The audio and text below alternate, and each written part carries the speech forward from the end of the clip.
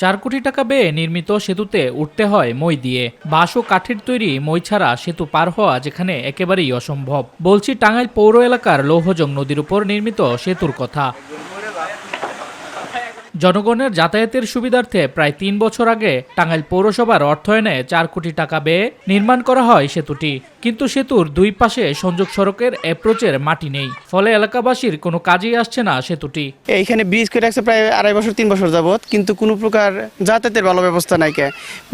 বাস দিয়ে রাখছে, তাও কয়েকদিন পর পর নষ্ট হয়ে যায়। আমরা অনেক কষ্টে যাতায়াত করি, অনেক বয়স্ক মানুষ আছে তারা উঠতে পারে না। মই দিয়ে উঠতে হয়, অনেক সমস্যা, বৃদ্ধ মানুষ আছে, বাচ্চা আছে, মানে সবকিছুই মিলিয়ে অনেক সমস্যা। ব্রিজ করছে কিন্তু মাটি ফেলায় নাই, এখন আমরা মই দিয়ে চলাচল করি।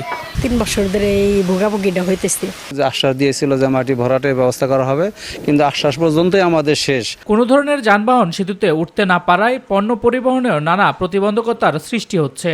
বিপাকে পড়েছে স্কুল কলেজের শিক্ষার্থীরাও। এছাড়াও সেতুতে উঠতে বাঁশ ও কাঠের মই ব্যবহার করায় মাঝে মধ্যেই ঘটছে ছোট বড় দুর্ঘটনা।